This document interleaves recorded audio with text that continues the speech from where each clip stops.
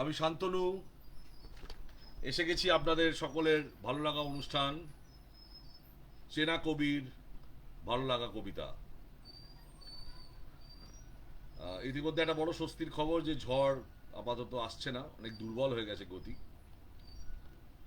সুতরাং আমরা আমাদের কবিতার গতি বাড়িয়ে এগিয়ে যাব, আমাদের আলোচনার আমাদের অনুষ্ঠানের গতি বাড়িয়ে এগিয়ে যাব। যারা দেখছেন তারা সকলেই আমার ভালোবাসা নেবেন, শুভেচ্ছা নেবেন, আন্তরিক প্রীতি ও ভালোবাসা শুভেচ্ছা নেবেন। আমার আজকের অতিথি কবি, আমার অনেকদিন ইচ্ছে ছিল, সেটা হচ্ছে বাংলাদেশের কবিদের নিয়ে এই অনুষ্ঠান করা। এবং আমি আজকে আহ, সেই মাইলস্টোনে পা রাখছি। বাংলাদেশের একদম উদীয়মান তরুণ কবি কুশল ভৌমিক, তাকে নিয়ে, তার কবিতা নিয়ে আজকে আমাদের এই অনুষ্ঠান, আমার অনুষ্ঠান আহ, চেনা কবির ভালো লাগা কবিতা। আমি গতকালই নোটিফিকেশন দিয়েছিলাম, নিশ্চয়ই সকলে দেখতে পেয়েছেন। এখন এই অনুষ্ঠান আমরা করব, এবং যেটা বলার কথা সেটা হচ্ছে যে আমাদের এটা সকলেরই জানা উচিত, আমরা যারা কাব্য চর্চা করছি, যে শুধু আমাদের বাংলাটাই বাংলা নয়, এর বাইরেও একটা বৃহত্তর পরিসর আছে। তার সর্বাগ্রে যেটা, সেটা হচ্ছে যে বাংলাদেশ এবং আমাদের প্রবাসী বাঙালিরা সারা পৃথিবী, সারা বাংলার বাইরেও যে শহর এবং আমাদের দেশ ছাড়িয়েও যেখানে তারা আছেন, আমি সেসব দিকেও চেষ্টা করব প্রবাসী বাঙালি কবিদের নিয়ে, বা বিদেশি বাঙালি যারা প্রবাসে বিদেশে থাকেন, আহ, যারা বিদেশের বাঙালি বিদেশে থাকেন, তাদের নিয়েও আমি এই অনুষ্ঠানে হাজির করার চেষ্টা করব। তাদের কবিতা নিয়ে আলোচনা, তাদের অনুভূতি, কবিতার অনুভূতি আপনাদের কাছে রাখার চেষ্টা করব। আজকে খুব আনন্দের দিন। আজকে আমরা বাংলাদেশের কবি, অত্যন্ত জনপ্রিয় এবং উদীয়মান কবি কুশল ভৌমিক, কুশল ভৌমিক টাঙ্গাইল, টাঙ্গাইলে তার বসবাস, তাকে নিয়ে আমার এই অনুষ্ঠান। আজকে আমরা শুরু করার আগে যারা যারা উপস্থিত হয়েছেন একটু কমেন্টস করে দিলে খুব ভালো হয়, তাহলে বুঝতে পারবো তারা দেখতে পাচ্ছেন কি পাচ্ছেন না। এখন কুশলের সঙ্গে আমার পরিচয় সেটা ফেসবুক মারফত, এবং এই ফেসবুক মারফত অনুঘটকের কাজটি করেছেন আমাদের এপার বাংলার অন্যতম স্বনামধন্য কবি, কবি নৃপেন চক্রবর্তী।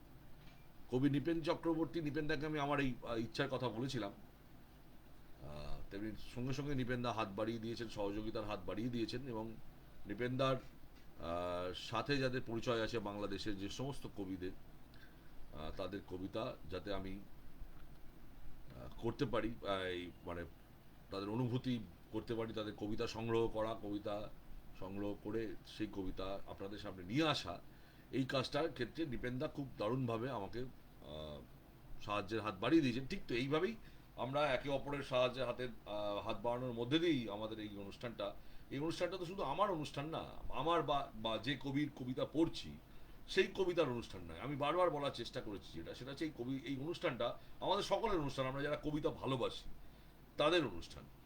তো সেই জায়গায় দাঁড়িয়ে আমরা কুশলের পরিচয়ের দিকে একবার তাকিয়ে নেব। সেটা হচ্ছে যে কুশল জন্মগ্রহণ করেছে 1 জানুয়ারি 1981 সালে টাঙ্গাইল, বাংলাদেশে। ইংরাজি ভাষা ও সাহিত্যে স্নাতক এবং স্নাতকোত্তরও করেছে। এখন পেশা সরকারি কলেজে ইংরাজি ভাষা ও সাহিত্য শিক্ষকতা করেন এই বিষয় নিয়ে, সহকারী অধ্যাপক ইংরাজি বিভাগ। লেখালেখির শুরুটা 90 দশকের শেষ দিক থেকে লেখালেখি শুরু করেন। প্রকাশিত যে গ্রন্থ ইতিমধ্যে, সেটি আমরা পাই 5টি কবিতার বই আমরা দেখতে পাচ্ছি। উল্টো জলে কাটছি সাঁতার, মৃত্তিকায় ধরে রাখি সবটুকু জল, দুঃখের কোনো মাতৃভূমি নেই, বেদনার হায়ারোগ্লিফিক্স, বুকের গভীরে যাও জেগে আছে মা। ইতিমধ্যে একটি উপন্যাস তার প্রকাশিত হয়েছে, সেটি হচ্ছে কুসুমপুর ও একটি খুনের গল্প। পুরস্কার এই মুহূর্তে তিনি পেয়েছেন যেগুলো সম্মাননা বা পুরস্কার, সেটা হচ্ছে বেহুলা বাংলা বেস্ট সেলার বই সম্মাননা 2019 এবং টাঙ্গাইল সাহিত্য সংসদ পুরস্কার 2020, এছাড়াও আহ, কুশলবাবু তিনি থিয়েটার এবং আবৃত্তির সঙ্গেও যুক্ত আছেন। এই হচ্ছে সংক্ষিপ্তভাবে তার সম্পর্কে বলার। কিন্তু আমরা তাকে খুঁজে পাবো যেখানে, সেটা হচ্ছে যে তার কবিতার মধ্যে দিয়ে।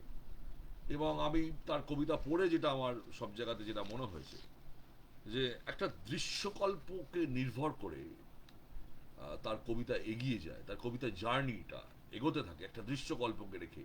পাঠক যখন তার কবিতার মধ্যে নিমগ্ন হবে, তখন তার চোখের সামনে একটা ছবি ভেসে উঠবে, যে ছবিটা বড় কোমল, বড় সুন্দর।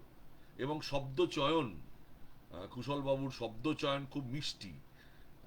সেইভাবে কিন্তু খুব ক্ষুরোধারভাবে তার বক্তব্যে তিনি অনড় থাকেন, এবং তার ক্ষুরোধার বক্তব্য নিয়ে তিনি রাখেন। এবং আহ, একটা অন্য ধরনের অনুভূতি আহ, কবিতায় বারবার ফিরে ফিরে আসে।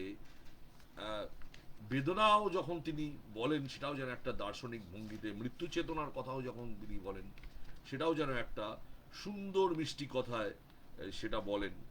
বা সম্পর্কের কথা যখন বলেন, আহ, তার মধ্যেও যে একটা মিষ্টতা আছে, একটা কোমল ভঙ্গি আছে, একটা একটা নমনীয়তা আছে, একটা যেন নত হওয়ার ভঙ্গি তার কবিতায় আমরা পাই। এবং সেটা খুবই খুবই সুন্দর একটা স্বতন্ত্র কণ্ঠের দাবি করে কবিতায়, যে তার স্টাইলটা, তার যে বলার, তার যে রচনা শৈলী, সেই রচনা শৈলী একটা স্বতন্ত্রতার দাবি করে। কখনো খুব সাধারণভাবে দৃশ্যকল্পের উপর নির্ভর কবিতা, কখনো সেই গল্পের তার মধ্যে তার রিয়েলিজম বা পরাবাস্তব, সেগুলো তত্ত্ব তার মধ্যেও সেই কবিতার মধ্যে আমাদের থাকে। আমরা সেই কবিতায় আমরা যাব। আমরা প্রথম যে কবিতাটা পড়ে আমি খুব মানে অবাক হই, এবং খুব ভালো লাগে, যে আমার অন্যতম ভালো লাগা কবিতার মধ্যে এইটি স্থান করে নেবে। আমার প্রথম পড়া ভালো লাগা 100টি কবিতার মধ্যে অবশ্যই এই কবিতাটি স্থান করে নেবে। এই কবিতাটি নিয়ে নিপেনদার সাথে আমি আলোচনাও করছিলাম, নিপেনদাও এই ব্যাপারে একমত। সেই কবিতাটাই আমি প্রথমেই রাখি। যেহেতু আমার আজকের একটা মানে বলা যায় যে একটা মাইলস্টোন ছুতে যাওয়া এপিসোড বা পর্ব, আমি আজকে বাংলাদেশের কবিদের নিয়ে আলোচনা, কোনো একজন কাউকে নিয়ে আলোচনা করতে পারছি, আমি নিজে খুব গর্ববোধ করছি। তাই প্রথম কবিতাটাও সেই ধরনের কবিতায় আমরা প্রবেশ করি। কবিতার নাম আদিগন্ত ফসলের কবিতা। আমার ঠাকুরদা একজন কৃষক ছিলেন। মাটিগন্ধা হাতে তিনি শস্য ফলাতেন। ধানের কাছে হৃৎপিণ্ড সমর্পণ করে তিনি শিশুর সারল্য নিয়ে দাঁড়িয়ে থাকতেন। প্রতিটি ধান তখন কবিতা হয়ে উঠত। আদিগন্ত মাঠ তখন কবিতার খাতা। আমার ঠাকুরদার মতো অমন কবি হয়ে উঠতে আমি কাউকে দেখিনি। তিনি রবীন্দ্রনাথ, জীবনানন্দের চেয়েও অনেক বড় কবি ছিলেন। এমনকি শেক্সপিয়ারের সনেটগুলোকেও আমার কাছে ঠাকুরদার ফসলের চাইতে বড় কবিতা মনে হয়নি। ঘাম শরীরে তিনি যখন লাঙল চষতেন, মনে হতো এক্ষুনি জন্ম নেবে পৃথিবীর শ্রেষ্ঠ কোনো কবিতা। অগ্রহায়ণে তিনি তার সোনালী কবিতাগুলো নিজ কাঁধে বয়ে এনে ঠাকুমার হাতে তুলে দিতেন। ঠাকুমা পরম যত্নে কবিতাগুলোর গন্ধ শুঁকতেন, স্পর্শ করতেন, রৌদ্র মাখিয়ে রেখে দিতেন গোলাঘরের নান্দনিক মলাটে। আমাদের গোটা বাড়িটাই তখন হয়ে উঠত অনন্ত সুন্দর এক কবিতার বই। আমার ঠাকুরদা শস্যগন্ধা কবি ছিলেন। আমি তার অযোগ্য দৌহিত্র। দিনরাত শব্দের জট আঁকি, গ্রন্থের কাছে করি আত্মসমর্পণ, প্রাজ্ঞ বিজ্ঞের কাছে ছুটে যাই কবিতা লেখার গোপন রহস্য জানতে। অথচ আমার ঠাকুরদা শুধুমাত্র ঘাম, মাটি আর লাঙল দিয়ে কত সহজেই লিখতে পারতেন আদিগন্ত ফসলের অমর কবিতা। খুব সুন্দর মিষ্টি ভাব, এবং যদি এটি আদ্যপান্ত গদ্য কবিতা, একেবারে গদ্যের মতো করেই রাখা, কিন্তু এর মধ্যেও যে দৃশ্যকল্পটা তিনি এঁকেছেন, যা বিষয়বস্তু যেটা, অসম্ভব সুন্দর একটা দৃশ্যকল্প, অসম্ভব মিষ্টি একটা একটা মাটি ছোঁয়া দৃশ্যকল্প। এবং যেটা করেছেন কবিতার মধ্যে, আমরা যেটা দেখতে পাই কবিতার মধ্যে, সেটা হচ্ছে যে মাটির সাথে কবিতার জন্মকে মিশিয়ে দেওয়া। অর্থাৎ ওই যে একটা উচ্চারণ আমাদের মধ্যে আছে না, যে পেটে যদি খিদে থাকে তাহলে কাব্য হয় না।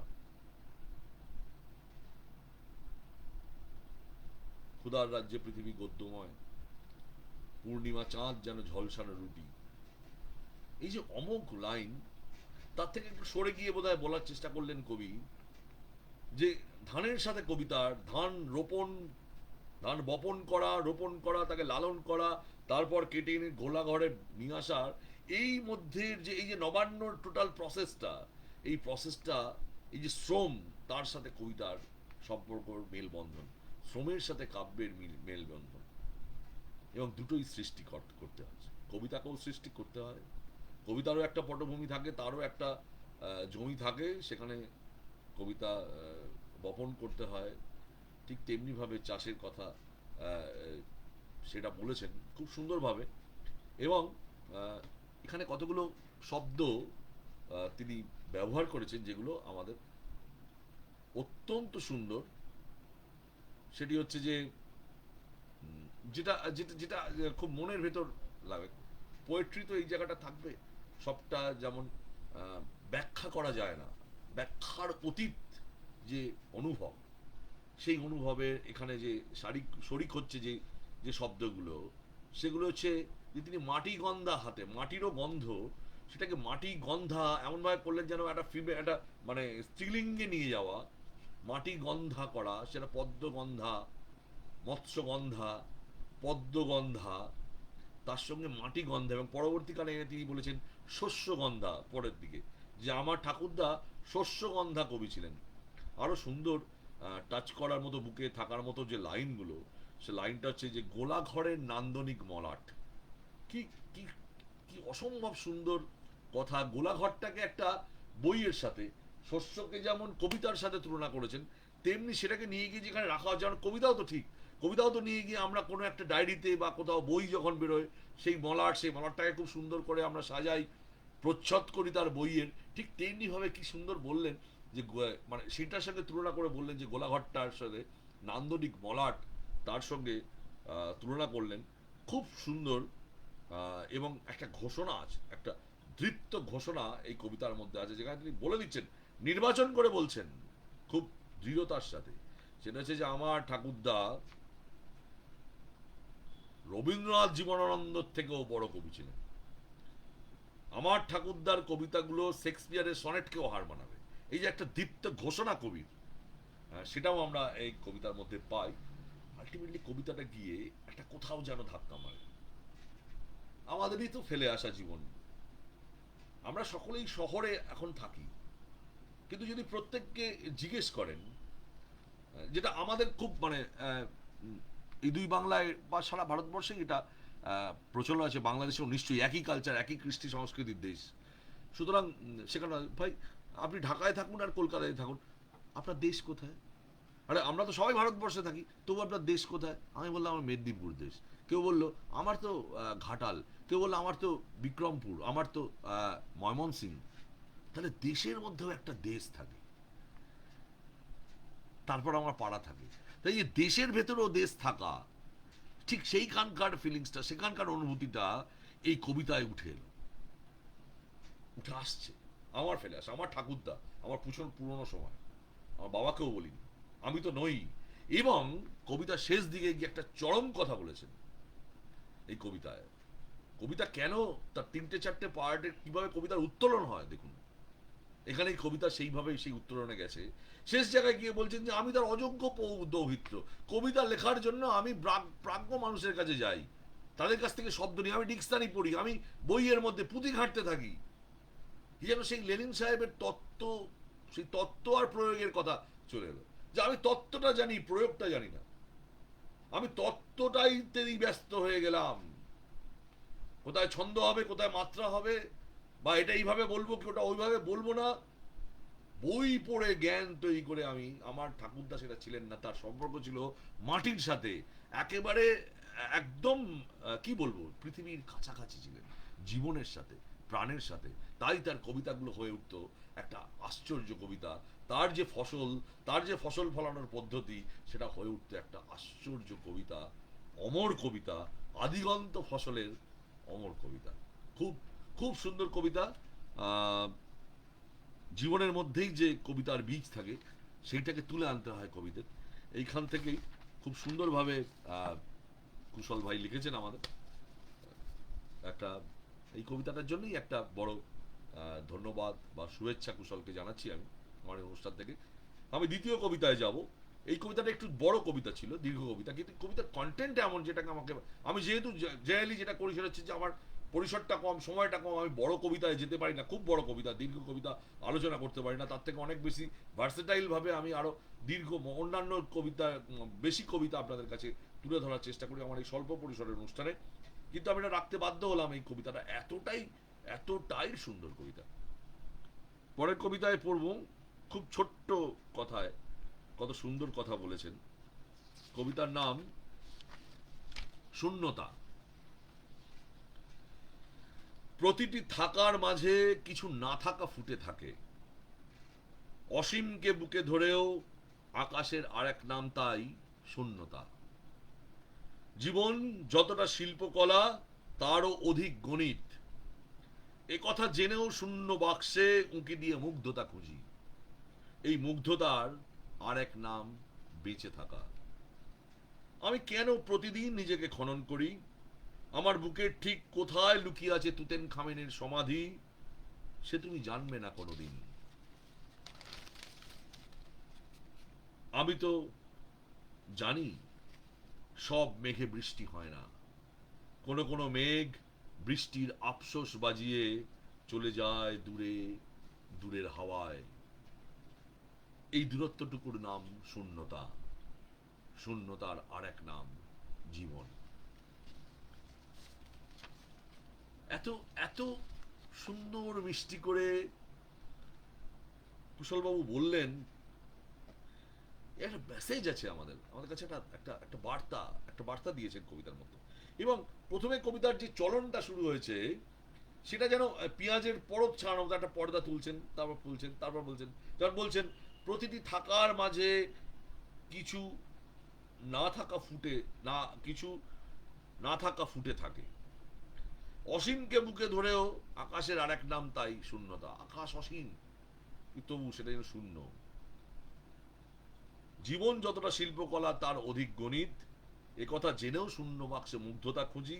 এই মুগ্ধতার আর এক নাম বেঁচে থাকা। প্রত্যেকটার উত্তর দিতে দিতে যাওয়া, এবং শেষে গিয়েও সেটা বলেছেন একদম শেষ লাইনে, এই দূরত্বটুকুর নাম শূন্যতা, বলেই শেষ করেননি, শূন্যতার নাম জীবন। এই এই এই যে শেষ কথাটা তিনি বললেন, শূন্যতার আর এক নাম জীবন, এর আগের যে শূন্যতা শূন্যতা শূন্যতা বলে যাচ্ছেন, কোথাও যেন মনে হচ্ছে না যেটা প্রাণহীন, কিছুই নেই। শেষ লাইনটা এসে এমন একটা মাস্টার স্ট্রোক দিলেন, সেইটাই জীবন, শূন্যতার আর এক নাম জীবন। জীবন অনেক কিছু নেই, অসীম। আবার আমার এত অসীমতা, যে কথা প্রথম লাইনের দিকে বলেছেন যে আশা আকাশকে বুকে ধরেও সেটা শূন্যতা থাকে, তাহলে জীবনও একটা অসীম নিঃশেষ একটা জায়গা। সেই জীবন, সেটার নামও জীবন, সে অত বড় শূন্যতা তার মধ্যে থাকে। এবং যে কথাগুলো বলেছেন যে ইমেটেরিয়াল, অনেক কিছু ইমেটেরিয়াল আমাদের জীবনের, অনেক কিছু, সেটা সেটা কোনো মানে রাখে না, কিন্তু তার পেছনেই আমরা কিন্তু আমরা মেটেরিয়াল জগতের দিকে অনেক বেশি ছুটি। ওই কিছু নেই জেনেও সেই শূন্য বাক্সে মুগ্ধতা, মুগ্ধতা খুঁজি। আবার এই মুগ্ধতার আর এক নাম বেঁচে থাকা। এই মুগ্ধতা আছে বলে এই মেটেরিয়াল জগতের মধ্যেও, এই মেটেরিয়াল জগতের মধ্যেও আমি যখন যুক্ত হচ্ছি, যখন মুগ্ধতা খুঁজছি তার মধ্যেও, তখন সেটা আমার বেঁচে থাকা। আমি তোমাকে ভালোবাসি,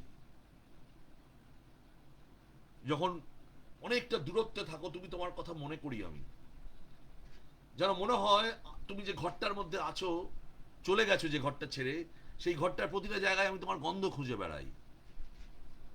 কিন্তু যখন তোমাকে আমি চুম্বন করি, তোমার হাত আমার হাতের মধ্যে থাকে, তার একটা ইমেটেরিয়াল থেকে মেটেরিয়ালে যখন আমি এলাম, সেটাও বেঁচে থাকা। এই যে মুগ্ধতা, দুই মুগ্ধতা, ওটা একটা মুগ্ধতা, আবার এই হাত করতল স্পর্শ করা, চুম্বন করা, ওষ্ঠের যে স্বাদ, সেই যে মুগ্ধতা, দুজনে দুজনের দিকে অপলক তাকিয়ে থাকা, হয়তো চোখের কোণে একটু জল, সেই যে মুগ্ধতা, সেই মুগ্ধতার নামও জীবন।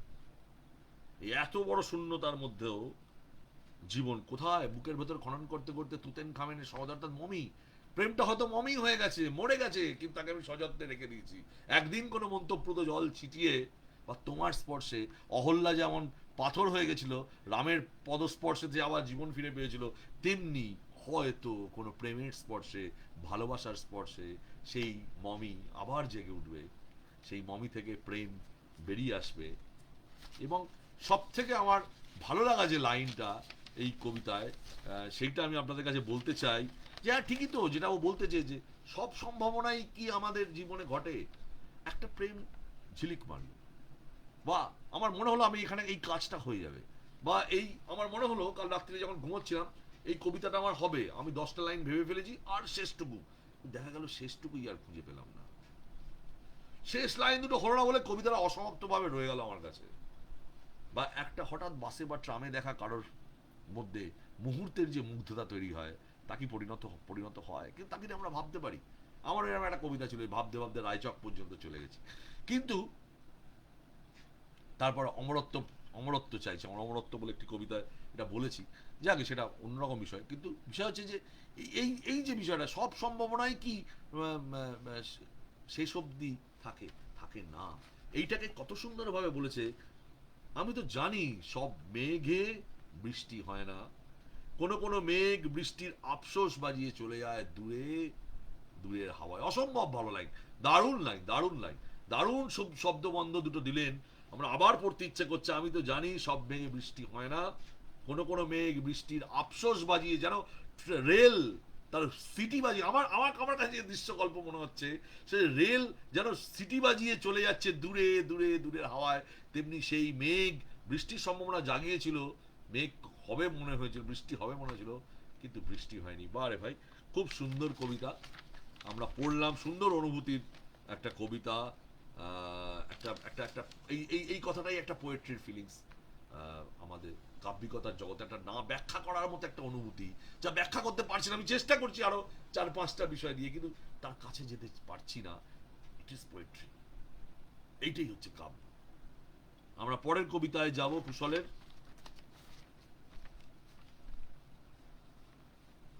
কিছুই থাকে না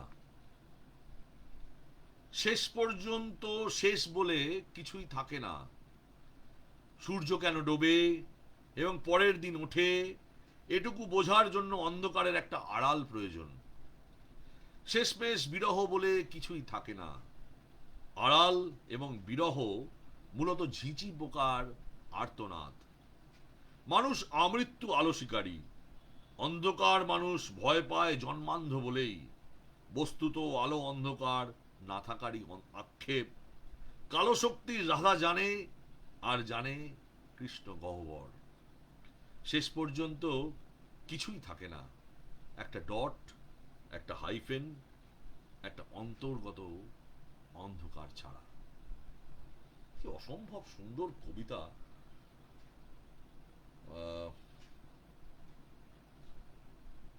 একটা মুগ্ধতা নিজেরই মধ্যে বিরাজ করে, নিশ্চুপ করিয়ে দেয়। অনেক কথা শরীরের ভেতর আসতে থাকে, কিন্তু তখন মনে হয় যে নীরব থাকি। এই ফিলিংসটা, এই অনুভূতিটা, এই অনুভূতিটা তৈরি হয়। আমি প্রথম দিকটার কবিতাটা যে স্ট্যান্ডার আছে সেটা খুব একটা যে উচ্চ মানের গেছে আমি কথা বলবো না, একটা অ্যাভারেজ। তো মাঝখান থেকে কবিতাটা, মিডল গেম কবিতার, যদি আমি এটাকে ফুটবলের মতো তুলনা করি, মাঝমাঠটা কি অসম্ভব খেললো, অসম্ভব মানে দক্ষতার সঙ্গে কারিকুরি করে শেষ জায়গায় যে চলে গেল। প্রথম দিকে খুব ঢিমে তালে একটা একটা ঢিমে তালে শুরু হয়েছে, শেষ পর্যন্ত শেষ বলে কিছুই থাকে না, সূর্য কেন ডোবে এবং পরের দিন ওটা এটুকু বোঝার জন্য দরকার একটা আড়াল প্রয়োজন। একটা স্টেটমেন্টের মতো, একটা স্টেটমেন্ট, কিন্তু কবিতায় প্রবেশ করছে দেখুন এই জায়গা থেকে, মানুষ আমৃত্যু আলো শিকারী। ভাবুন কি বলতে চাইছো। জ্ঞান বিজ্ঞান, শুধু আলো মানে আলোর কথা নয়, আগুন থেকে ভাববেন, আগুন থেকে চাকা আবিষ্কার থেকে গুহার পেন্টিং থেকে সমস্তটা ভাবতে শিখুন।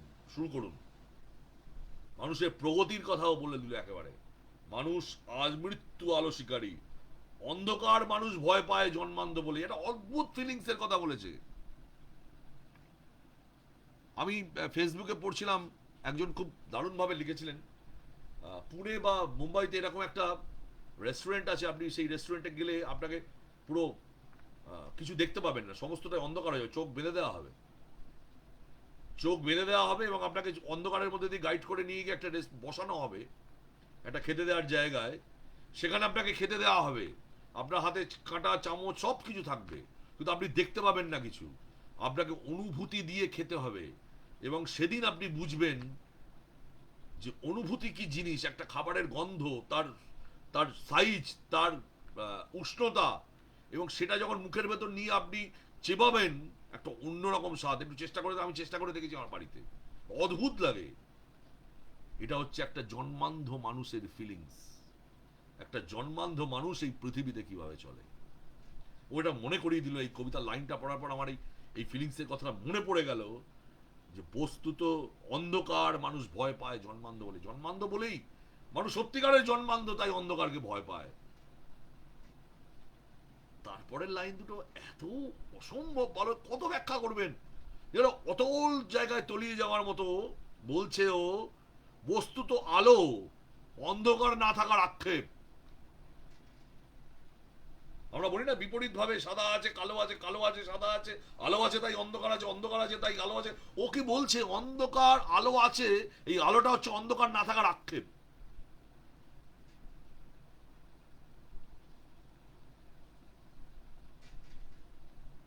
ফ্যান্টাস্টিক। এবং তারপর এই এইখান থেকেও কিভাবে প্রেমের মধ্যে ঢুকলো দেখুন। ও বলছে কালোর শক্তি। আমরা অনেক সময় বলি কলকাতায় সবাই, কালো জগতের আলো। আমি তো নিজে কালো, অনেক সময় আমাকে অনেকে বলতো কালো জগতের আলো। তো কালো জগতের আলো, কালোর মর্ম কে বুঝেছে? সে কৃষ্ণকে যে পেয়েছে। কালো কত রোমান্টিক হতে পারে। সারা পৃথিবীর যে যুগপুরুষ, প্রেমিক পুরুষ যিনি, তিনি ফর্সা নন, তিনি কালো। এবং আজকে দেখা যাচ্ছে জেসাস খ্রাইস্টও কালো মানুষ। পুঁজিবাদের লোকজনরা তারা সব ওটাকে সাদা বানিয়ে ফেলেছে, ফর্সা করে ফেলেছে। যাক, সেটা অন্য প্রসঙ্গ, আমি সেদিকে যাব না।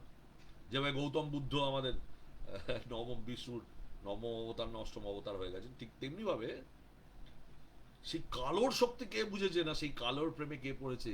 কালোর প্রেমে পড়েছে রাধা, মীরা। যারা পড়েছে তারা জানে সেই প্রেমের ক্ষমতা, এবং জানে কৃষ্ণ গহ্বর, যেখানে সমস্ত ভর লীন হয়ে যায়, যেখানে কোনো ভর আর থাকে না, সবকিছু সে গিলে নেয়, সর্বগ্রাসী কৃষ্ণ গহ্বর। কি সেই কৃষ্ণ গহ্বরের মধ্যে ঢুকে যাওয়া একটা অদ্ভুত, মানে খুব শূন্য। এবং শেষ লাইনে গিয়ে যখন কনক্লুশন টানছে, তখন বলছে শেষ পর্যন্ত শেষ বলে কিছু থাকে না। কি থাকে? একটা ডট। একটা ডট মানে কিছুক্ষণ দাঁড়িয়ে যাওয়া, বা পূর্ণ ডট ইংরাজিতে পূর্ণচ্ছেদ। সারা জীবনের জন্য তোমার সঙ্গে সম্পর্ক শেষ করে দিলাম, এখানে দাঁড়িয়ে টানলাম। আমাদের প্রেম আর এগোবে না, আমার জীবন আর এগোবে না, আমার কবিতা আমার এগোবে না। কিন্তু হাইফেন, হাইফেন মানে একটা দূরত্ব, কিছুদিনের গ্যাপ, কিছুদিনের একটা দূরত্ব, তারই মধ্যে অন্ধকার। আর সেই অন্ধকারের মধ্যে কালো, আর সেই কালোর মধ্যে কৃষ্ণ, কালোর মধ্যেই কৃষ্ণ গহ্বর, যেখানে সব ভর শূন্য হয়ে যায়।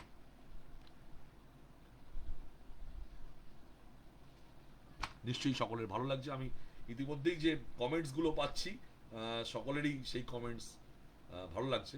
হ্যাঁ, ভালো লাগবে বলেই তো এরকম কবিকে খুঁজে আনা। তবে এই ব্যাপারে অবশ্যই আমি আগেও বলেছি, প্রথমে কৃতজ্ঞতা স্বীকার করে, যে নৃপেন্দার একটা বড় ভূমিকা, নৃপেন্দা না থাকলে আমি কুশলকে খুঁজে পেতাম না, দেরি হতো পেতে।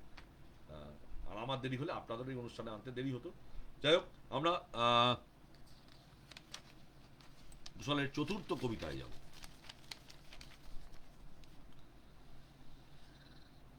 এবার একটা আগের কবিতাও প্রেমের মধ্যেই ছিলাম দুটো, এটা একটা সম্পূর্ণ প্রেমের কবিতায় আমরা আসি। সেই কবিতার নাম হচ্ছে পথ। নিজেকে নিয়ে সিরিয়াস হইনি কোনোদিন, কাটিনি, ছিনিনি, ভাঙিনি, চালাইনি এক্সপেরিমেন্ট। পুনর্নির্মাণের তাই প্রশ্নই আসেনি। অবচেতনে হেঁটেছি অপরিচিত রাস্তায়, প্রতিটি রাস্তার বাঁকে একই আঙুলের ইশারা। খ্যাতির পথ বড্ড বেশি আত্মকেন্দ্রিক, নির্ঝঞ্ঝাট বলে অপমানের পথে হেঁটেছি। অভিমানের পথ ধরে দাঁড়িয়ে থেকেছো তুমি, আমাদের পথ আজও গণিত শেখেনি। বৃষ্টির পথে ধুলো ঝড়, বন্ধুতার পথে মিহিন শত্রুতা, গ্লানির পথও খুব বেশি শান্তি নেই, গ্লানির পথেও খুব বেশি শান্তি নেই, ঈশ্বরের নাটুকেপনা। অথচ রাতের পর রাত আমি তোমার ভেতর পথ খুঁজেছি, তুমিও খুঁজেছো পথ আমার ভেতর। আমাদের নিজেদের একটা পথ হবে না? তুই জল খাই।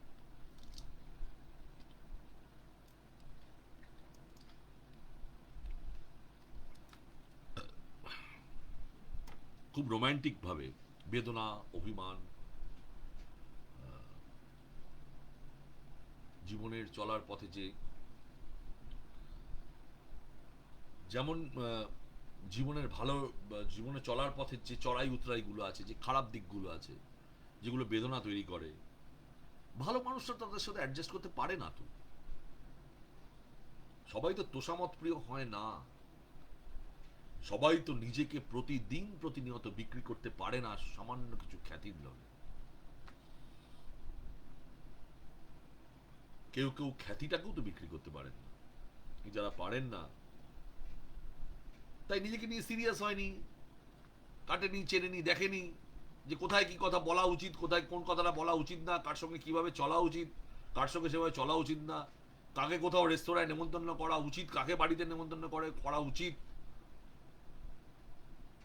কোন লেখা কোন প্রকাশকের কোন সম্পাদকের হাত দিয়ে কোন কার হাত দিয়ে কোথায় পাঠাতে হয়, এই যে কৌশল, সো কল আনকল্ড লবি। আপনি যদি লবিতে না থাকেন আপনাকে কেউ পাত্তা দেবেন না। এই কলকাতাতেও একই অবস্থা, লবিতে থাকতে হবে আপনাকে। লবিতে না থাকলে, গুরু না ধরলে আপনি কিছু করতে পারবেন না, একা একা।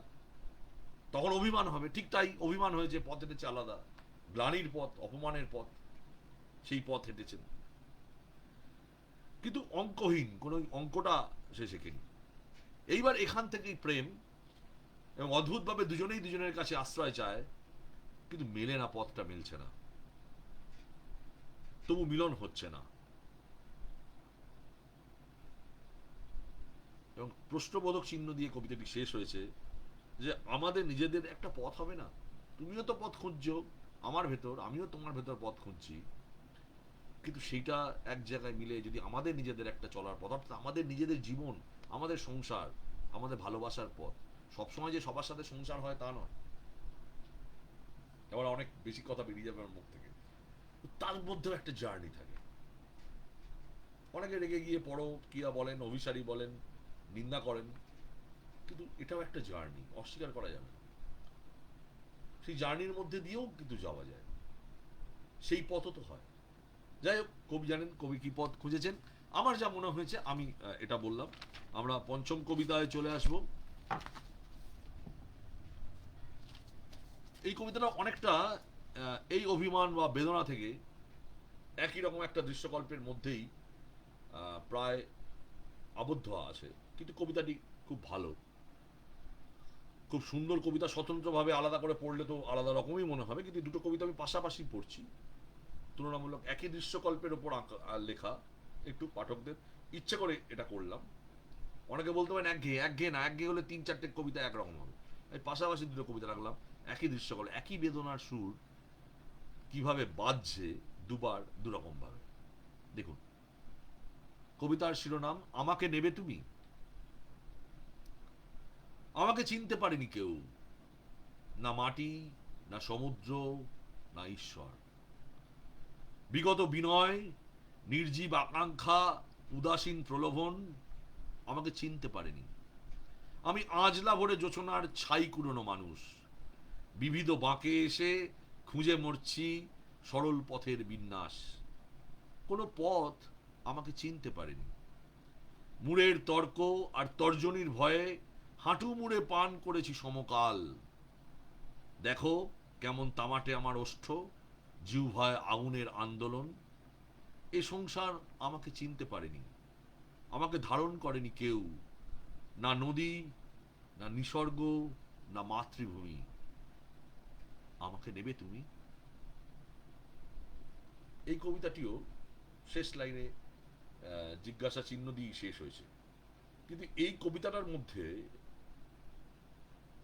আরেকটু যেন সমৃদ্ধি আছে। আমাকে কেউ চেনেনি, কেউ চিনতে পারে। এই যে আক্ষেপ, বেদনার ভঙ্গিতে একটা দার্শনিক ভাবে মেসেজ দিয়েছেন এবং প্রতিবাদ আছে এটার মধ্যে। একটা সুপ্ত, আমি কবিতাটা রাখলাম এই জন্য যে ওটার মধ্যে প্রতিবাদ ছিল না, ওটার মধ্যে প্রেম ছিল, রোমান্টিকতা ছিল, আকাঙ্ক্ষা ছিল একজনের সঙ্গে মিলে যাওয়ার। এখানে বলছে আমার কোথাও জায়গা হয় না রে ভাই, আমি নিন্দুক, আমি স্পষ্ট বাক, আমি কবি, আমি কোনো এদিকে নেই ওদিকে নেই কোনো দিকে নেই। তাই আমার নিসর্গে স্থান হয় না। নিসর্গ মানে ছবি, সেই ছবির কোনো জায়গায় আমি নেই।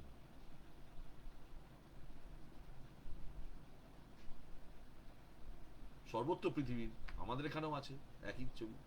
আপনি বৃত্তের বাইরে হলে তাহলে কোনো সুযোগ নেই কোথাও। আপনি যতই কবিতা ভালো লেখেন, বৃত্তের মধ্যে থাকতে হবে, তাহলে আপনি ডাক পাবেন। তা না হলে ওই একঘেয়ে মনোটোনাস, যারা সারা জীবন ডাক পেয়ে আসছে তারাই ডাক পাবে, আপনাকে কেউ চিনবে না। এই আক্ষেপ আমাদেরও, প্রত্যেক কবিতা কবির, যারা সত্যিকারের কবিতা নিয়ে চর্চা করেন তাদের বুকে বাজে। কিছু করার নেই। বলতে বলতে ও এসে এই জায়গা থেকে বলতে বলতে সমকালকে পান করা, কত সুন্দর কথা, যে আমি সমকালকে পান করেছি, যেন বিষ গিলছি। আর একটা জায়গায় এসে বলছেন, এই জায়গাটায় যখন আন্দোলনের কথা হলো, জিহ্বার আগুন, শেষ কথাটি এত সুন্দর, আমার মাতৃভূমি আমাকে চিনল না। এই যে একটা বেদনা যে আমার মাতৃভূমিও আমাকে চিনল না। অনেক কবি দেশ থেকে বিতাড়িত হয়েছে। লাতিন আমেরিকার দেশগুলোতে তো ঘন ঘন এই ধরনের ঘটনা ঘটতেই আগে। বিভিন্ন দেশে হয়, আমাদের দেশেও হয়, বাংলাদেশেও হয়। আবার মাতৃভূমি বলতে ওই যে বললাম দেশের ভেতর দেশ, সেটাও আছে। মাতৃভূমি আমাকে চিনল না, আমাকে স্থান দিল না, তাহলে কে দেবে? তুমি দেবে। কার কাছে আশ্রয় চাইছেন কবি? মাতৃভূমি আশ্রয় যখন তাকে দেয়নি, তাহলে তার আশ্রয় কার কাছে? প্রেমের কাছে, প্রেমিকার কাছে, মায়ের কাছে, বন্ধুর কাছে, স্বজনের কাছে, কার কাছে? প্রশ্ন। উনি প্রশ্ন রেখেছেন, তুমি কি আমায় নেবে? আমি প্রশ্ন করছি, তুমিটাকে কোন তুমিকে বলছো? খুব সুন্দর। 100% মনে হয় প্রেমের কাছে। 6 নম্বর কবিতায় আমরা যাই একটু। মৃত্যু চেতনায় কবি কি ভাবছেন? সব কবিকেই তো মৃত্যু চেতনা আচ্ছন্ন করে রাখে। তো দেখছি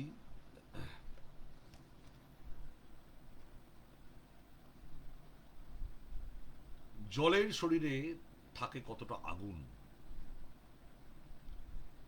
মেহগনি পাতার ফাঁকে দেখেছিলাম শরতের চাঁদ, বসন্তে পাতাদের ঝরে যাওয়া, বসে খেয়ের বজ্রপাত জানিয়ে দিচ্ছে প্রতিদিন বাতাসের শরীর ছুঁয়ে ঝরছে মানুষ। একটি পাতা খসে গেলে কতটুকু কষ্ট হয় গাছের, কিংবা পৃথিবীর খসে গেলে একটি মানুষ। এবার বর্ষায় বৃষ্টিতে পূর্ব দুজন, পুড়তে পুড়তে দেখো হয়ে যাব খুন। অন্য কেউ না জানুক, আমরা দুজন জানি জলের শরীরে থাকে কতটা আগুন।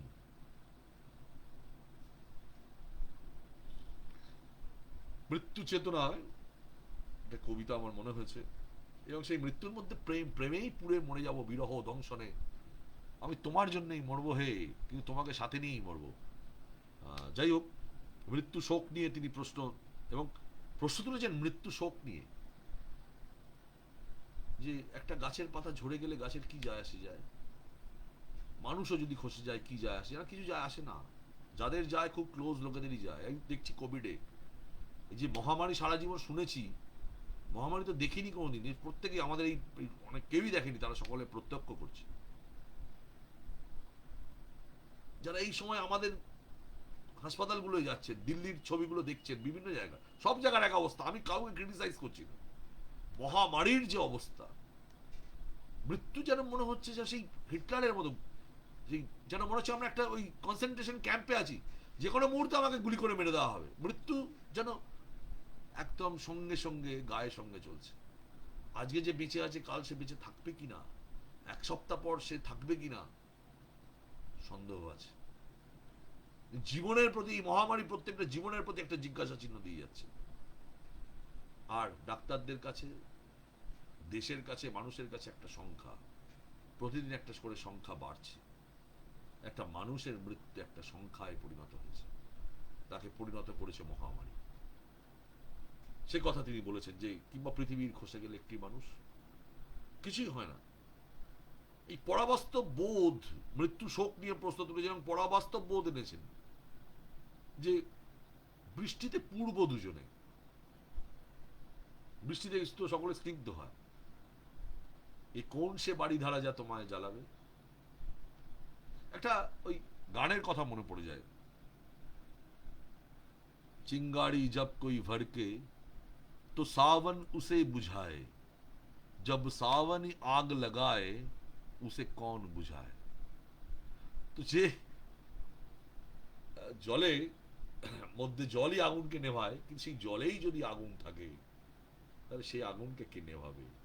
আমরা খুন হয়ে যাব, আর আমরাই একমাত্র জানি জলের শরীরের ভেতর কতটা আগুন থাকে।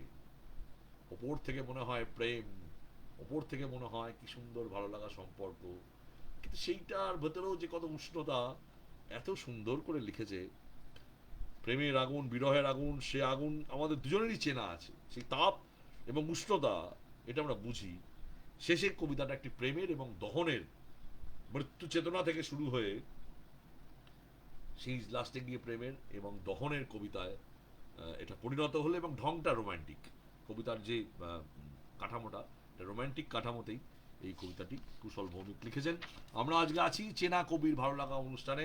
কুশল ভৌমিক বাংলাদেশের টাঙ্গাইলের বাংলাদেশের কবি, এবং তার জন্মস্থান হচ্ছে টাঙ্গাইল। সেখানেই সেই তার কবিতা আজকে আমরা নিয়ে এসেছি। এইভাবে একটা দারুণ সম্পর্ক, পদ্মা গঙ্গা এক হয়ে গিয়ে আজ এই টেবিলে এই সামনে বসে আমার খুব ভালো লাগছে, খুব একটা অন্যরকম ফিলিংস হচ্ছে আমার। তো সেইভাবে বাংলাদেশে কোনো অরিজিন নেই আমার। মার একটা অনেক পার্টিশনের আগেই খুলনায় কিছু একটা সম্পর্ক ছিল খুলনার, যে সেটার কোনো অস্তিত্বই নেই। আমার এক পরিচিত বন্ধুর এখনো বাগেরহাটে তাদের লোকজন আছে, মাঝে মধ্যে তারা আসেন, তাদের সঙ্গে কথাবার্তা হয়। বাংলাদেশ বলতে এই একটা। আর আমি মাঝে মধ্যে ইউটিউবে খুব বাংলাদেশ দেখি, বাংলাদেশের বিভিন্ন জিনিস আমি দেখি। তো সেই বাংলার দেশের কাউকে নিয়ে আলোচনা করছি, এবং আগামী দিনে আরও এগোবো, আরও অনেকের কবিতা, তাদের কবিতা পাঠ করছি, অনুভূতি করছি। এখন ব্যাপারটা হচ্ছে, ব্যাপারটাতে এত সহজে দুম করে করা যায় না, কবিতা সংগ্রহ করা, তারপর সেই কবিতার মধ্যে ঢোকা, হ্যাঁ, যে একটা বিষয় থাকে, তারপর সময় বার করা, তারপরে এই মহামারী সময় চলছে। যাই হোক, অনেক কথা বলে ফেললাম। আমরা কবিতা পড়বো 7 নম্বর কবিতা, অসম্ভব সুন্দর আবার একটি কবিতা আপনাদের কাছে রাখছি। প্রত্যেকটি কুশলের প্রত্যেকটি কবিতায়, কুশল আমার থেকে বয়স অনেক ছোট, তাই তুমিই বলছি, সম্পর্ক দাবি করেই বলছি, তুমি বলছি। প্রত্যেকটা কবিতাই ভালো কবিতা। গুচ্ছ কবিতা থেকে আমি 1 নম্বর কবিতাটি নিয়েছি, বাড়িটি দাঁড়িয়ে আছে। বাড়িটি দাঁড়িয়ে আছে দ্বীপের গাম্ভীর্য নিয়ে, গুহায় ঘুমিয়ে পড়া অলস সময়, তবু স্থির কোনো চিত্রকল্প এঁকে করা নাড়ে বহুদিন না খোলা কাঠের কপাটে। ঝিঝির ডাক, উত্তাপহীন জোনাকির আলো আছড়ে পড়ে শ্যাওলা জমা প্রাচীন সিঁড়িতে। মেহমনি পাতার ফাঁকে কেঁপে ওঠে চাঁদ, বৃষ্টি ফোটার মতো জোছনার ছাই টুপটাপ ঝরে পড়ে। পৌরাণিক পুকুরের জলে খলবল হেসে ওঠে খলিশা, পুঁটি, দানকিনার ঝাঁক। বিষণ্ণ কানিবক পাহারা দেয় মায়ের শ্মশান, বাঁশঝাড়ে কেঁদে ওঠে কানকুহা। টিনের চালে আছড়ে পড়ে হুতুম পেঁচার দল, টিন চালা দুটো ঘর হাত ধরে সারা রাত হাঁটে, গল্প করে অযাচিত আড়ালে, ঠোঁটে আঁকে মৌন চুম্বন। বিছের বিচ্ছিন্ন দ্বীপের মতো বাড়িটি মেশে না কারো সাথে, ভেসে থাকে দিন রাত ইতিহাসের ঘোলাটে ডোবায়। আমাদের বাড়িটায় মানুষের পদচিহ্ন নেই, উঠোন জুড়ে ঈশ্বর হাঁটে।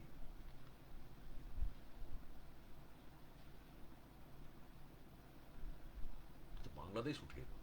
গ্রামীণ বাংলার দুঃখ সুখ ভালোবাসা নির্জনতা, সেই সেই সেই গন্ধটা যেন কবিতাটা লাইনে লাইন আছে। প্রথমেই একটা দৃশ্যকল্প যে অনেক দিনের একটা পোড়ো বাড়ি, কেউ আর সেখানে আসে না, একটা দ্বীপের গাম্ভীর্য নিয়ে কারোর সঙ্গে তার যোগাযোগ নেই, সে পড়ে আছে এক কোণে। অনেকদিন আগে লক অ্যান্ড কি করে চলে এসেছি পুরোনো গ্রামের বাড়ি, সেই রকম একটা দৃশ্যকল্প প্রথমে ভেসে ওঠে। তারপর ভেসে উঠছে যেটা সেটা বৃষ্টি একটা কথা জোছনার ছাই, জোছনার ছাইটা মানে এত সুন্দর। দু একটা কবিতাতে আমি দেখলাম এই শব্দবন্ধ ইউজ করেছে, জোছনার ছাই, খুব সুন্দর। মেহগনি পাতার ফাঁকে কেঁপে ওঠে চাঁদ, বৃষ্টি ফোটার মতো জোছনার ছাই টুপটাপ ঝরে পড়ে। পৌরাণিক পুকুর, পুকুরটা বয়ে গেল পৌরাণিক পুকুর, সেখানে খলিশা পুটি এইগুলো দেখাই যায় না এখন। হলবল করে হেসে ওঠে খলিশা পুটি, দানকিনার ঝাঁক, বিষণ্ণ কানিবক পাহারা দেয় মায়ের শ্মশান। এই কথাটা বুকে একটা দাগ দিয়ে যায়। ঠিক তো, আমাদের গ্রাম বাংলায়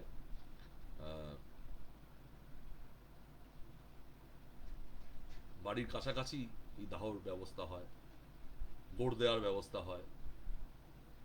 তো সেই বাঁশের ফাঁকেই, বাঁশ ঝাড়ের পাশে এগুলো হয়, জেনারেলি দেখেছি, আমিও দেখেছি এই বাংলায়।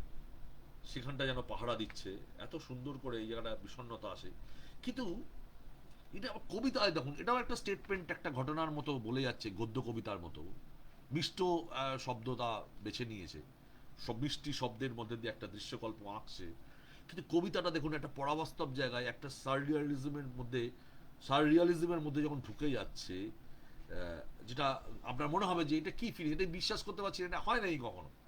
অর্থাৎ আপনার চেনা দুটো জিনিস, সেই দুটো জিনিস, সেই চেনা জিনিসগুলোই মিল খেয়ে এমনভাবে অ্যাক্ট করছে যে এখানে কি সুন্দরভাবে বলেছে, তিন চালা দুটো ঘর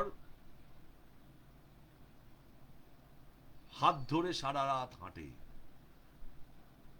গল্প করে, অযাচিত আড়ালে ঠোঁটে আঁকে মৌন চুম্বন।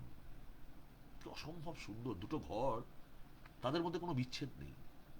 মানুষের মধ্যে মানুষের বিচ্ছেদ আছে, পাশাপাশি ঘর কিন্তু একসাথেই পড়ে আছে, এবং তারা জ্যোৎস্নারাতে হাঁটে, একে অপরের সুখ দুঃখের গল্প করে, অযাচিতভাবে মৌন চুম্বনও এঁকে নেয়।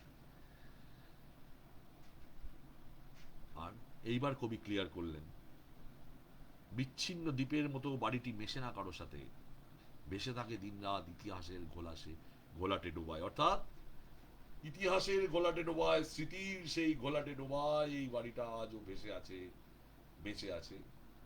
সেখানে কেউ যায় না, যেতে পারে না, তাকে স্পর্শ করে শুধুমাত্র ঈশ্বরের পা। সেটাই যেন মন্দির, সেই বাড়ি মন্দির হয়ে যায়, মসজিদ হয়ে যায়, গির্জা হয়ে যায়। শেষ লাইনটা একেবারে ব্রহ্মাস্ত্র।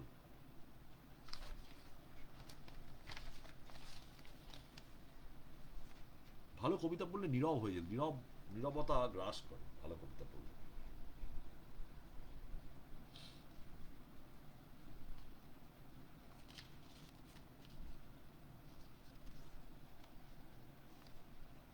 আমি আরেকটি কবিতা আসছি, তার কবিতার নাম জিজ্ঞাসা। খুব সুন্দর কবিতাটা, ছোট্ট কবিতা, সুন্দর। সম্পর্কের সুতো বেয়ে হাঁটতে হাঁটতে ভাই একদিন ভাইরাস হয়ে যায়, ক্রমাগত হাওয়ায় ভাসতে ভাসতে মিথ্যা যেমন হয়ে যায় মিথ, তবুও জলের ধর্ম মেনে আমরা ভাসি, ডুবি, সম্পর্কের ঘনত্ব মাপি জলের নিয়মে। আর্কিমিডিস, আপনার কি জানা আছে সম্পর্ক ডুবে গেলে কেন আর ভেসে ওঠে না কোনোদিন?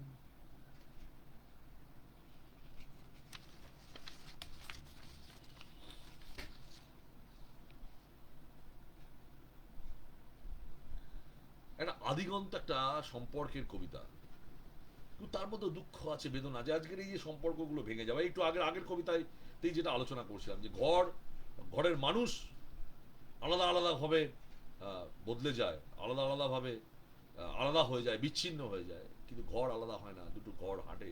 ঠিক তেমনি সেই সম্পর্কের কথাই বলছেন, যেখানে ভাই, আপন ভাই ভাইরাস হয়ে যায়, জীবাণু হয়ে যায়, যাকে মারা যায় না, যাকে মারার অস্ত্র তৈরি হয়নি, এমন একটা সম্পর্ক ভাইরাস, অ্যান্টিভাইরাল কিছু তৈরি হয়েছে, কিন্তু তা খুব একটা কাজের নয় বিজ্ঞানের ভাষায়। কিন্তু ভাইরাস এমন একটা জিনিস, সে যদি নিজে থেকে একটা পিরিয়ড আপনাকে যন্ত্রণা দিয়ে তারপর সে নিজেই ঝিমিয়ে ঝিমিয়ে ঝিমিয়ে ঝিমিয়ে চলে যাবে। আমরাও যেমন আশা করছি এই কোভিড-19 ফার্স্ট ধাক্কা, সেকেন্ড ধাক্কা, থার্ড ধাক্কা, ভূমিকম্পের শক, তারপর আফটার শক, তারপর আবার আফটার শক করতে করতে করতে করতে একটা সময় চলে যাবে। ঠিক তেমনি ভাবেও যেন ভাইরাস ভাইও, সেই সম্পর্ক ভাইও ভাইরাস হয়ে যায়, যাকে মারা যায় না। যেমন মিথ্যা বারবার বলতে বলতে গোয়েবেলসের মতো বারবার মিথ্যাকে বলো, মিথ্যাটাই সত্যি হয়ে দাঁড়াবে কিছু দিনের জন্য, কিছুক্ষণের জন্য সেই মিথ্যা সত্যি হয়ে যায়। গোয়েবেলসের যে থিওরি, দ্বিতীয় বিশ্বযুদ্ধের সময় নাৎসি বাহিনীর কমান্ডার ছিলেন, সেই মিথ্যা যেমন হয়ে যায় মিথ।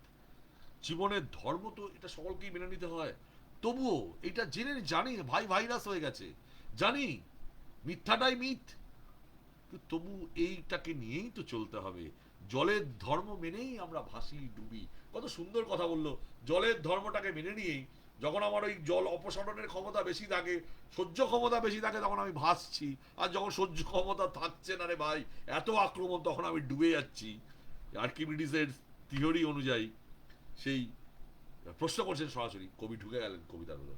আর্কিমিডিস, আপনার কি জানা আছে সম্পর্ক যদি একবার ডুবে যায়, এই করতে করতে আমি যদি একবার সত্যি ডুবে যাই, আমি কি আর পিছন ফিরে তাকাবো? সেই ভাইরাস ভাইকে কি আমি চিনবো? বা আমার যে শত্রু, তাকে কি আমি আর কোনোদিন চিনবো? তাহলে সম্পর্কটাও ডুবে যাবে, শেষ হয়ে যাবে। তাই বলে, আপনি কি জানেন যে যদি সম্পর্কটা একবার ডুবে যায়, তাহলে সেটা আর ওঠে না কেন, ভেসে ওঠে না কোনোদিন? কোনো সেই জাদুমন্ত্র কেন, সেই সূত্র আবিষ্কার করে গেলেন না আপনি, যা আমরা সম্পর্কের মধ্যে তৈরি করব, যে একবার যদি ডুবে যাই তারপরও তাকে তুলে আনা যাবে। সম্পর্ক কবিতাটার নাম সত্যি খুবই সুন্দরভাবে একটা অন্য ভঙ্গিতে লেখা। আমরা একেবারে শেষ লগ্নের দিকে চলে এসেছি, গুটি গুটি পায়ে সময় অনেকটা এগিয়ে গেছে। আমি দ্রুত কবিতা আরেকটি পড়ে নিই, আরও একটি পড়বো, লাস্ট বাট ওয়ান, 10 নম্বর কবিতা পড়ে আমি শেষ করব। একটু আগে একটু 10 নম্বর কবিতাটা একটু বড় আছে, এটা পড়ে নিই আগে তাড়াতাড়ি। সন্দেহ। তোমার জামায় লাগিয়েছিলাম মায়ার বোতাম, আস্তিন থেকে খসে পড়ছে গুটি কয়েক কিন্তু ও সুতরাং। সেই কবে ডাকযোগে পাঠিয়েছিলাম বসন্ত, আশার উবু হয়ে বসে আছে বারান্দায়। দৃষ্টি থেকে টুপটাপ খসে পড়ছে রাগ। কোন পাগল যেন বলেছিল রাগ ক্রমাগত ভালোবাসার দিকে যায়। আমি চাইছি টেলিপ্যাথি, কেউ জানার আগেই তুমি টের পাও প্লাবনের পরিকল্পনা। বুঝে নাও আমার মাতৃভাষার নাম প্রেম। দেখতে পাও বুকের ভেতর উদাস অক্ষরের অলস আসন, আর করটিতে গোপনে গেথে আজ গেছে গ্রাম্যতার হলুদ মাখা চাঁদ। বিশ্বাস পুড়ে গেলে ভেসে ওঠে কেবল সন্দেহ। সন্দেহ যদি খায় অবশিষ্ট কিছুই থাকে না। একদম লাজবাব, দারুণ কবিতা। সন্দেহবাতিকতা যদি একবার ঢুকে যায় মনে, তাহলে সেখান থেকে বেরিয়ে আসা খুব খুব খুব মুশকিল। আমি আমার নিজের খুব কাছের লোকজনদের মধ্যে দেখেও আমি এটা দেখেছি যে খুব মুশকিল সেখান থেকে বেরিয়ে আসা। খুব সুন্দর বলেছে, আমি তোমার জামায় মায়ার মতো, খুব পড়াবাস্তব কবিতা, সাররিয়ালিজমের একদম চূড়ান্ত জায়গায় আছে। আমি তোমার জামায় লাগিয়েছিলাম মায়ার বোতাম, কিন্তু তোমার আস্তিনে সেই কিন্তু এবং কিছুটা সুতরাং রয়ে গেল। এগোতে পারলে না, সেই তবু মায়া দিলাম, তবু সেই তুমি কিছু প্রশ্ন, যে প্রশ্নের কোনো উত্তর হয় না, যে সুতরাং এর কোনো প্রশ্ন, যা তুমি নিজের মনে কল্পনা করে টানিয়ে টানিয়ে যাচ্ছ। সেই কবে ডাক যোগে পাঠিয়েছিলাম তোমাকে, আজ তোমায় কবে সে প্রেমের বার্তা দিয়েছিলাম, বসন্তের বার্তা দিয়েছিলাম, আর আজকে ভাসিয়ে দেবে বলে আশার উবু হয়ে বসে আছে বারান্দায়। কি সুন্দর লাইন। দৃষ্টি থেকে টুপটাপ খসে, তোমার দৃষ্টি থেকে টুপটাপ খসে পড়ছে আম, আম, আম বেরিয়ে গেল মুখ থেকে, খসে পড়ছে রাগ। সেই রাগ দৃশ্যকল্পের মধ্যে ঢুকে গেছি বলেই এটা হয়েছে। কোন পাগল যেন বলেছিল রাগ ক্রমাগত ভালোবাসার দিকে, যে আমি তো উল্টো দেখছি, ভালোবাসার দিকে তো যেতে দেখছি না।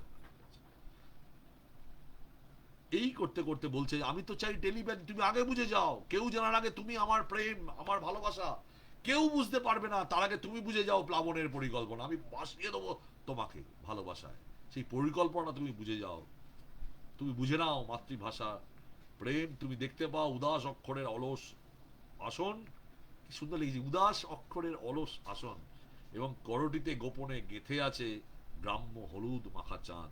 খুব সুন্দর। বিশ্বাস পুড়ে গেলে ভেসে ওঠে কেবল, খুব সুন্দর কথাগুলো, অন্তরের বোঝাপড়ার কথা, সেটা নষ্ট হলেই তো সর্বনাশ, তাই তো হয়, তাই তো হয়ে যায়। শেষ কবিতাটা আমি পড়ব, এটি বড় কবিতা, একটু বড়, কিছু করার নেই, তবু পড়তে হবে, একটা সত্য কথন, সমাজটাকে পুরো চিড়ে ফেলেছে কবিতাটা। এসএসসি পাস কবিতা ও শেকলের আখ্যান। আমার যে কবিতাটি এবছর এসএসসি পাস করলো, তাকে নিয়ে শহরে তুমুল হইচই।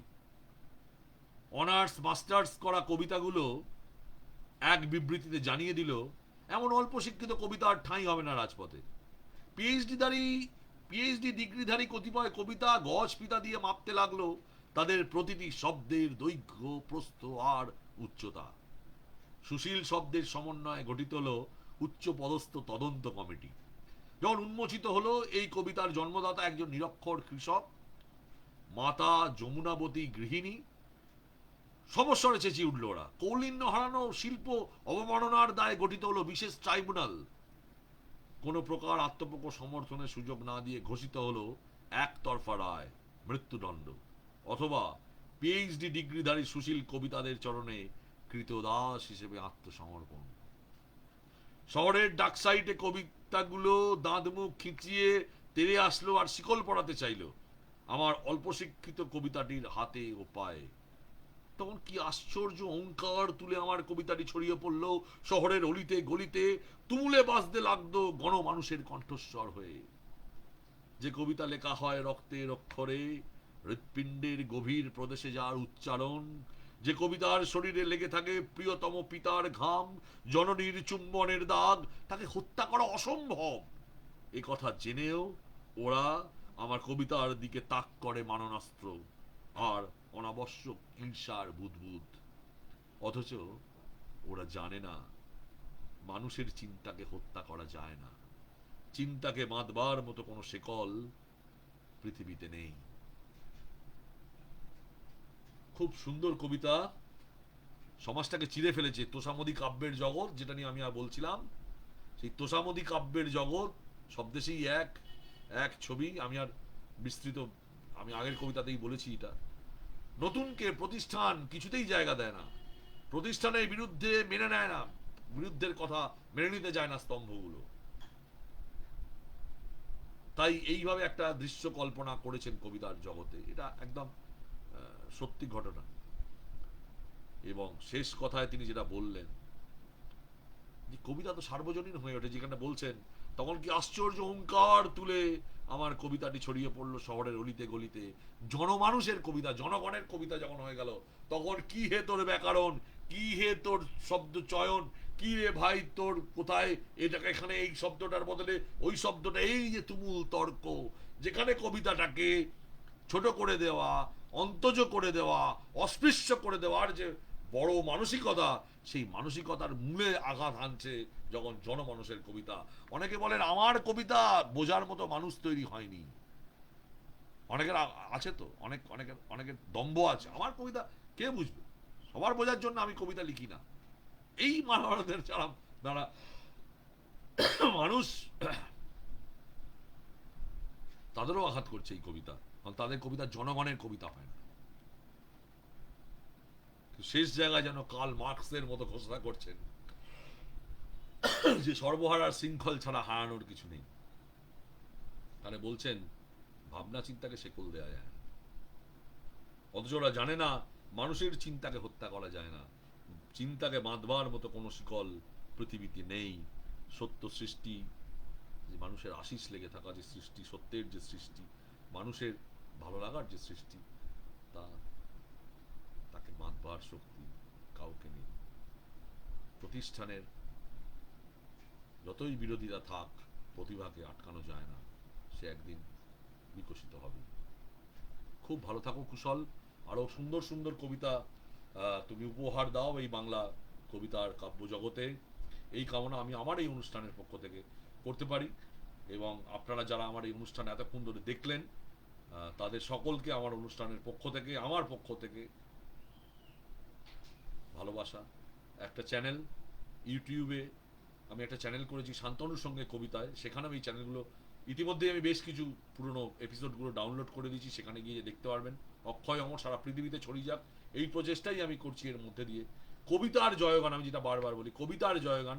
তাই যদি সত্যি কবিতাকে ভালোবাসেন, যারা দেখছেন তারা একটু শেয়ার করে দিন, যাতে আপনার আমার নেটওয়ার্কের বাইরেও আপনার নেটওয়ার্কের মধ্যেও এর পরিধি চলে যাক। এবং তারপরেও আমি যেটা নিজের ব্যক্তিগত চেষ্টায় আমার শান্তনুর সঙ্গে কবিতাতেও আমি এইটা দিয়ে দেবো। কিন্তু তা সত্ত্বেও সকলকে বলছি যে এটা করবেন, পারলে ওই চ্যানেলটিকে সাবস্ক্রাইব করবেন, বেল আইকন টিপবেন।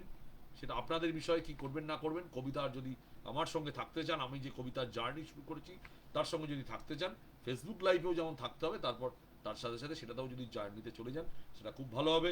সবাই ভালো থাকবেন, সুন্দর থাকবেন, একটু সাবধানে থাকবেন, এই কথা বলে কবিতার জয়গান হোক। সবাইকে শুভেচ্ছা, অভিনন্দন, ভালোবাসা জানিয়ে শুভরাত্রি।